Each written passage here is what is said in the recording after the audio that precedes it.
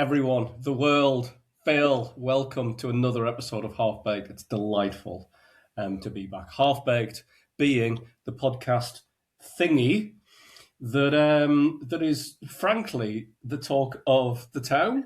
It's a show where two of us talk about something that one person, one of the people in the room, will have suggested as a pretty good half-baked idea. We'll look at it from a number of different angles. We'll discuss it. We'll decide whether we want to bake it or not. Phil, it's great to see you. You well? And what is your half-baked idea today? Yeah, so the half-baked idea this week, last time we spoke, it was about the school system, almost the topics that are taught at school, and whether are they actually of any use to most people, and they clearly aren't. Was that really boring episode that we did? Yeah, exactly, that nobody watched. Anyway, so, but that one of the things occurred to me afterwards is that it seems to me, here living here in the US, that my children never got taught geography. And that's something you have as a separate subject in the UK. Here it's kind of maybe put into something else, I don't know. But there doesn't seem to be a separate geography lesson taught. And that got me thinking about maybe that's why the people who live in the United States don't know that much about geography. And then I was thinking about it even more. And then it suddenly dawned on me that the way we refer to the people who live in the United States is and how they refer to themselves is wrong. Because if you're European, you're from Europe. If you're from Africa, you're Africans. Africans are from Africa. Asians are from Asia. Europeans are from Europe. Americans. Surely Americans, following that logic, are from the continent of America. And that includes not just the United States. That includes Brazil, Argentina, Guatemala, Canada, Venezuela. Great point. It would probably be American. Maybe Greenland. Yeah. Even. So when the people from the United States refer to themselves as Americans, that's kind of not. That's not really make America great again. You mean the whole of the continent? No, just a small portion of it. So it's a little odd. And then that got me thinking about, well, nobody ever corrects the people from the United States. And by the way, part of the problem is there's not a great word to cover what these United States people are. United Statesisms. It doesn't really roll off the tongue, does it? It's not an easy word to say. So United what? Yeah, I know. United Statesians, maybe? I don't know. Yeah, it's terrible. So maybe we need to come up with a word for the people who live in the United States. That's easy to say. That's part of the half-baked idea here, although I haven't got a good suggestion. But then the other thing is, we let the people from the United States of America get away with saying all sorts of things and doing things incorrectly. And maybe it's time for us to, because we're trying to be polite to everybody, right? But maybe it's time we stop being polite and correct people when they say things wrong. Just in the same way that when you're using ChatGPT or some other AI thing, it gets it wrong. You have to tell it that it's wrong, and it can often be wrong. And maybe we should start doing that with people as well. So there's two subjects, very loosely interlinked there. Very loosely interlinked. Nary a dotted line to be seen. All right. Couple of things. So this is good, but I love it as an idea. Couple of things. Canadians call themselves Canadian, and they're from Canada, right? Canada's massive. I don't know, bigger than North America, maybe. But they're not Americans, not North Americans. They're Canadians, so they're completely separate. So that feels like it backs up your idea. I was just having a look there as to where the name America came from. So my friendly Google, whatever, has come up with the following. The word America primarily refers to the Western Hemisphere. I mean, that is a land grab. But it's also, forget Greenland. We'll just halfway down the middle, north to south, we'll have it. But it's also commonly used to mean the continent of North or South America or the United States of America. So Yes. it's doing a lot of work there, but no Yeah. mention of Canada in there. So yeah, it was, and for the historians out there, it was popularized by cartographer Nick Voltamarda in 1507, who Latinized the first name of the Italian explorer Eremigo Vespucci. So it was named after a guy called Eremigo, and that's where America came from. So a couple of thoughts for you there. Geography. So are you telling me that geography isn't taught in American schools? Not as a separate subject, as far as I can discern. I don't Huh. remember my children ever saying they've got a geography lesson. It must be So, bundled into something else somewhere, somehow, maybe, or maybe not. They don't have spelling lessons over here. They can't spell anything, right? So they get, and that's the other thing. Americans spell make Americans. I'm oh, doing it myself now. United States citizens, United States. What a tongue twister. Yanks. Getting things wrong. People don't correct Yanks. them. Like spellings get it wrong. Using the word momentarily incorrectly. What else? Using phrases like out of pocket. Somebody once has used the word out of pocket wrong in America, and then everybody go, "Oh, I haven't corrected them," and then it's now means something completely different to the Americans. It doesn't mean you lost some money. It means you're out of town. Oh, really? So Yeah, they got it's not spelling, they got the phrase wrong. They've like yeah, appropriated it. But yeah. okay, Everybody believes them. so America Yanks, would that work? Or is that Ah, defamatory? Well, if it isn't, yeah, it probably will be at some point, I guess. Yanks maybe. So yeah. Is there yeah, anything wrong with using the word Yanks? I mean, it's not connected to the name of the country, but that that would be very specific. was that a Civil War thing? Was one side the Yankees and the other side, I don't know, I'm a British? Yankee Doodle dandy. Thank you. I just wonder if you might lose the non-Republicans or something if everyone was called. But there you go. Problem solved. Perfect. Um, what's wrong with the word momentarily? It means it only happened for a very short period of time. That's the real meaning. The people from the United States use it to mean soon, which are two very different concepts. Yeah. Okay. So it will happen momentarily. Would actually mean it's going to happen for a very short space of time, Yes, length of time. Not yes. it's going to be soon. Right. Okay. Yeah. But the Americans are brilliant at appropriating things. United States, the people from the United States, you mean? Well, I'm not on board yet, so I'm going to reserve my 11th Amendment right to disagree with someone on Half Baked. Um, Americans are brilliant at appropriating stuff and then not giving a shit about provenance or anything like that, truth, you know, and then doing something else with it. That's kind of what made America great earlier. Meg, right? That's kind of what they do. So maybe just let them crack on. Does anyone really matter about what momentarily means? So I'm thinking of the word decimated. Um, so if an army is decimated, how many soldiers have died out of the 100 that were in that army? Well, traditionally, you'd think that means destroyed. I suspect it does mean that. It doesn't Destroyed. mean that. It doesn't mean that. It means It probably only means only 10% left, 90% destroyed, 10% left, probably. 90% destroyed, 10% left. Wrong. 10% destroyed. I prefer the use of the word killed.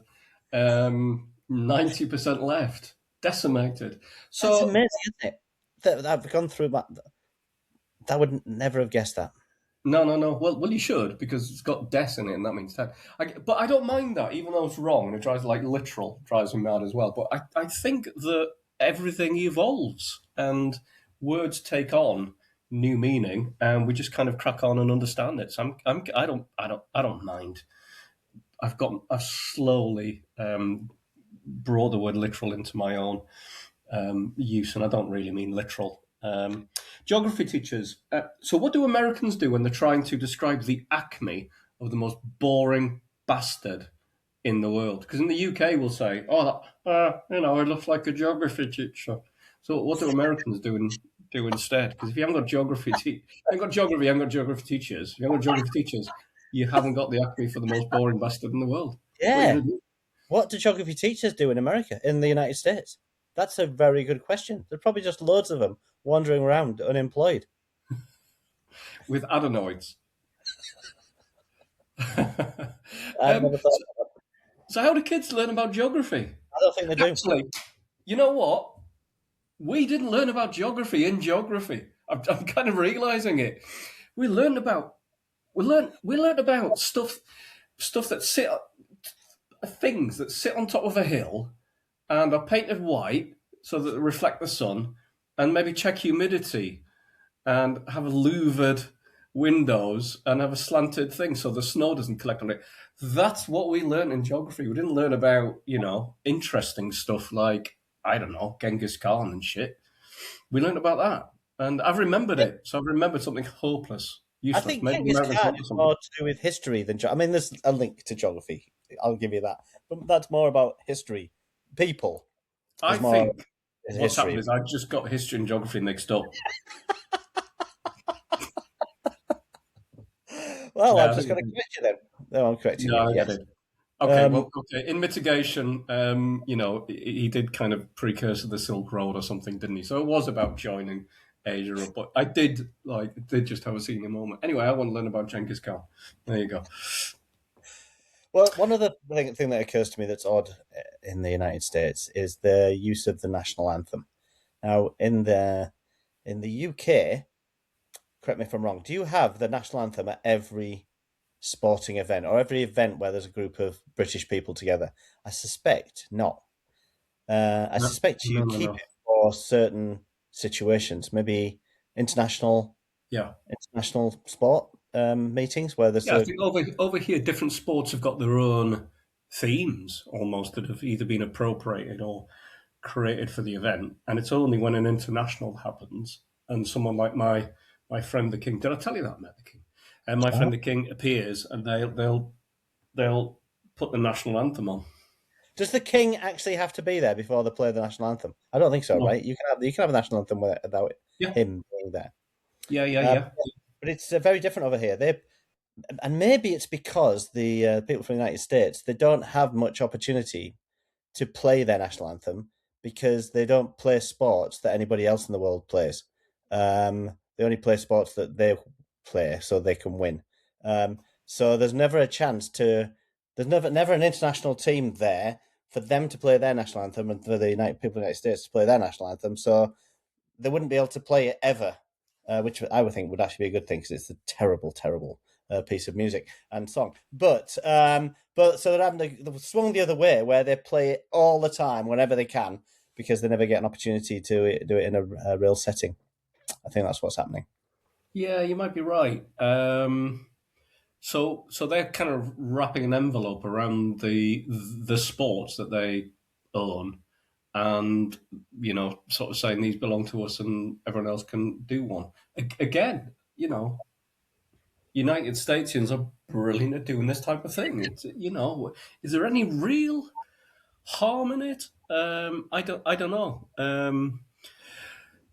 I heard it. I was listening to a podcast the other week, and just back onto your idea about renaming things and stuff. So this podcast was in Atlanta, which I think is a part of the Western Hemisphere, and so it might just be a Atlanta thing, might be a local thing, but the discussion came about to what Americans call diabetes.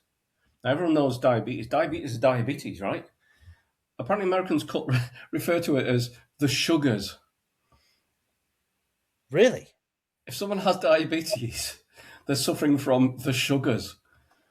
Now, let's think about that for a second, because I think that's really funny, right? It's kind of it's taking something which is kind of serious and technical in terms of its naming and everything, and it's gone straight there, isn't it?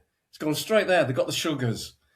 So it doesn't need an explanation, right? If you're trying to teach someone about the word diabetes, or if you're going to have to explain what it is, you can just say they've had too much sugar. They've got the sugars. I'm right there.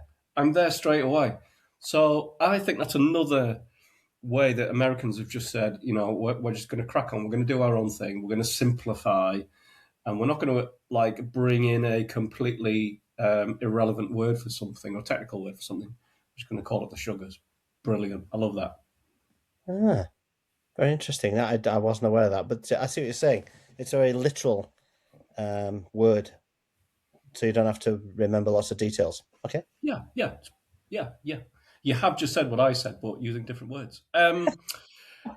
Any other examples of people getting things wrong? Because I'm not. Yeah, I'll tell you where I am at the minute. I'm unconvinced. I'm all for like misspellings. I just think it all. Everything we say is part of an evolved vernacular, right? That's kind of where I am. But if you might be able to convince me to fully bake this idea, if you can give me some better examples, I guess. Yeah, I mean, I think this with everything going on with people getting away with saying things that are not true. We see it a lot with the current United States president, right?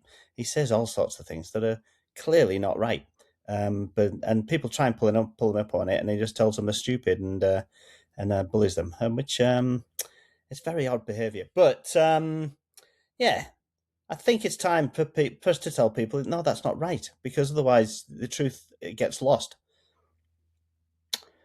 Have I got some better examples? So okay, without wanting to get too deep into the reeds, grass. I don't know. We are in a post-truth society. Does truth actually matter or not? Or is power such that everyone can be bent to the will of he or she who wields the greatest power? And I don't know if that's right.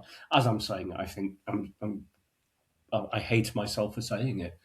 I just don't think I'm prepared to die on as small a hill as the misuse of the word momentarily. Although it's quite interesting. I never even thought about that. But you're absolutely right. Yeah, just think about it from all that time. Well, maybe we've exhausted this for now. Let's. I've got one more to throw into the mix. Okay. I heard that South Koreans have got the date wrong. Do you know anything about this? I think maybe you're referring to the how people in Korea. I don't know if it's just South Korea, but people in some part of Korea or all of Korea, their age. How will you tell what age they are? It's a really weird way of. It's, as I understand, it's not based on when they were. Well, it is based on when they were born, but it's all very complicated. That doesn't follow what we'd normally do in That's other right. countries.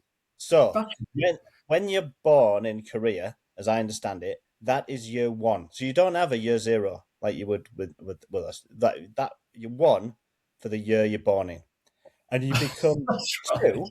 You become two once you get over to the next year, whether that's 1st of January or sometime in February for the Chinese New Year, I don't know. But you automatically become. So you can be born in December, you're already one. You move into January or February, you're suddenly two, even though you're only 2 months old. That's your age, two. Right. Once you So, get to February, and so it can be quite confusing for us. that's mental. I knew it was something like that. Yeah, and I guess it's a bit like the school system where people refer to I'm in year 3 or 4 or 5 or whatever, and that's kind of linked to their age, but also dependent on when the school year starts. And so Yeah. it's a similar kind of concept to school year, which I'm not a big fan of. I'm much rather talk about people how old people are rather than the school year that they're in. You know what? We're blessed with viewers of this channel from the very top percentiles of IQ.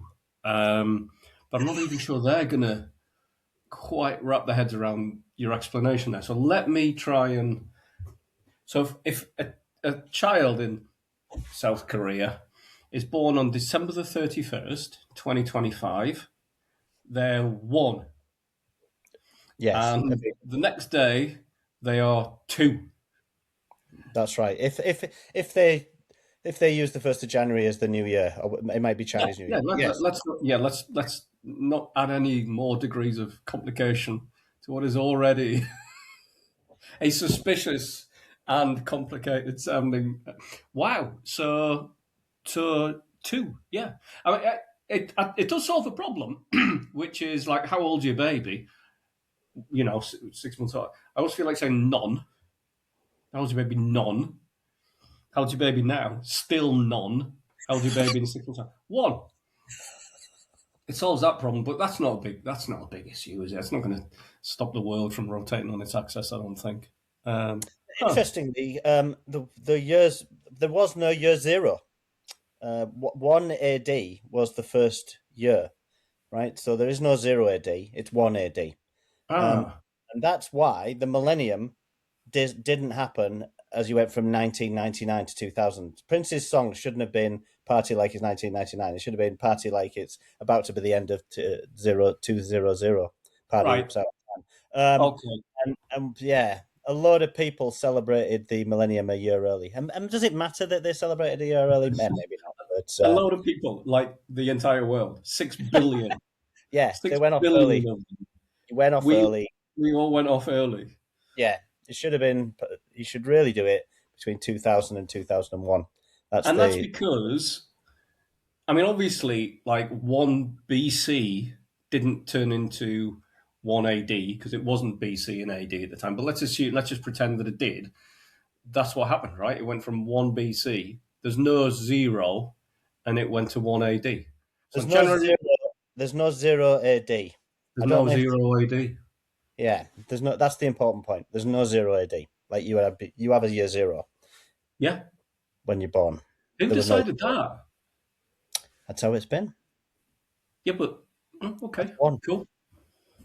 There you go. There you go. Fab. All right. So I must admit, I've completely lost track of what your idea was. Me too. It's been, but the kind of the voices in the back of my I think not voices. My overall feeling is it's nonsense, Phil. There are a few things in there. Really, I've always got a bit irritated by words being used improperly, but I do think that's kind of what language does. It just evolves. I'm not prepared to die on this hill. I'm not prepared to fully bake this loaf of language. How are you feeling about it? Yeah, I think it's going to be an uphill battle to try and get people to stop referring to the people from the United States as Americans. They are Americans, but being very pinpointed about, no, that we're talking about just this very small section of the American population which happen to live in the United States. But I do realize it. But I think recognizing it, at least, is worthwhile doing, which we've done. And then we just move on with our lives. Well, before we move on, if you're listening to this, if you've got ideas, what can we call Americans? Let us know. Let's be creative about it, right? There is loads of historical fact and words that we can work with on this. So if you've got a great idea about what... In other languages, they don't use the word Americans. They do refer to United States as citizens. Yeah, that's right. Yeah. True. So there is precedent for this, but there you go. Yeah, leave some comments below and let us know what would be a good way, other than Yanks. Maybe Yanks is the solution. Have a way to refer to just the Americans that live in the United States of America. Let us know if you've liked the episode. If you've got to this part of the episode, frankly, bloody well done. Do share and comment and do all those other bits and pieces. And we'll be back soon with another episode of Half Baked. Thanks, Phil.